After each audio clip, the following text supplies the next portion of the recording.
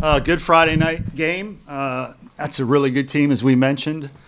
So we had to earn everything we got tonight, and it's probably good that it was close because it forced us to do some things that we haven't had to do yet. So, again, really good team, and we'll be ready to go again tomorrow.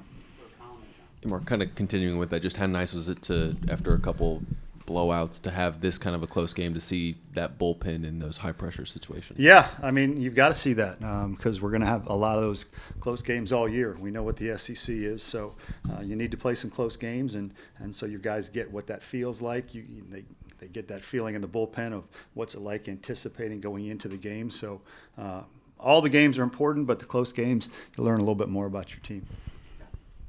I don't know that many folks would have had Chris Veach atop the list for the first save situation of the year. What made you confident in him? What made you want to go to him there? He's shown really good stuff, John. In our inner squads, he's shown really good stuff, really good command.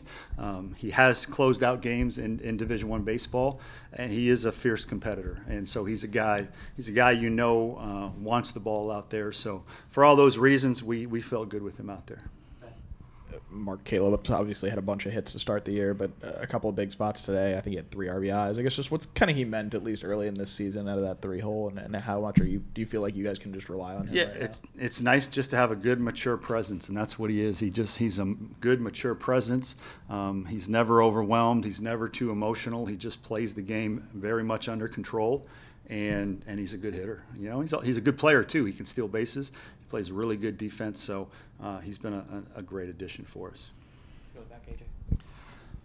Coach, Will Sanders looked a little sharper than his first appearance. What did you see from that perspective? Yeah, I would agree with you. I thought he was better this week than he was last week, but I also think there's still an improvement curve. I think he's moving in the right direction. I still think there's things that will get better the more he gets out there, but he gave up no earned runs in 5 innings against a regional caliber team, so we'll call that good progress. Lost my train of thought. Cole, I know. Cole Messina off to a really good start, taking a big jump as a sophomore. How pleased are you with his progress of what's he kind of meant in that 4-hole spot here?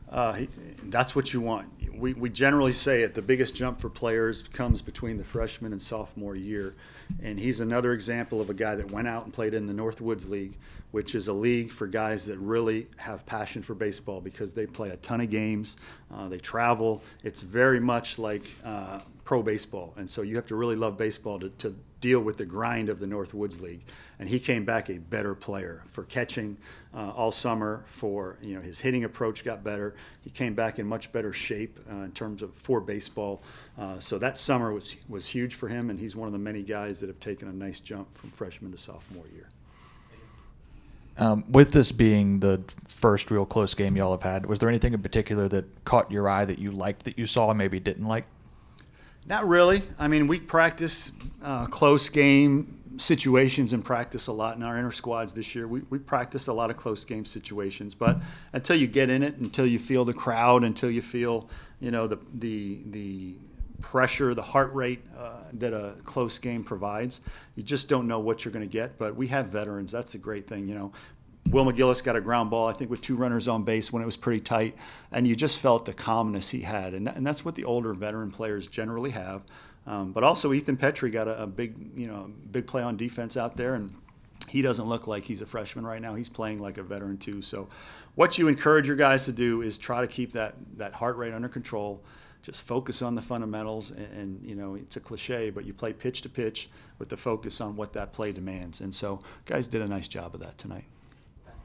Just one more on Caleb. I mean, a guy like that, I think his on-base streak is like 30-some games, going back to Oral Roberts. But is it a matter of a guy who's just seen a lot of pitches and knows what he's looking for at the plate? I mean, what is it about him that allows him to get in a role like the way he's on right now? The game rewards good players. I mean, that's what it comes down to. You can talk about all the different philosophies and theories. At the end of the day, the game rewards good players. If you're a good pitcher, the game rewards you. If you're a good hitter and you take good at bats and you're talented and you know what you're doing, the game rewards you. And that's a perfect example. Penn had a lot of guys coming into this who were highly recognized off of their work from last year, especially their starting pitcher. What did you see out of him, and what did you see out of the competitiveness of their team in general tonight? Yeah, it's a very well-coached team, clearly. They have the Conference Player of the Year and Pitcher of the Year on their team. It's a team that is going to be in a regional.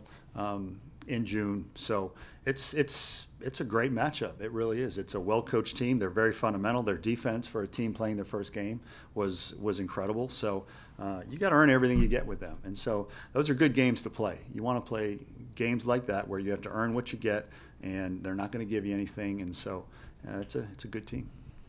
Any more questions, Coach? All right. Thank you.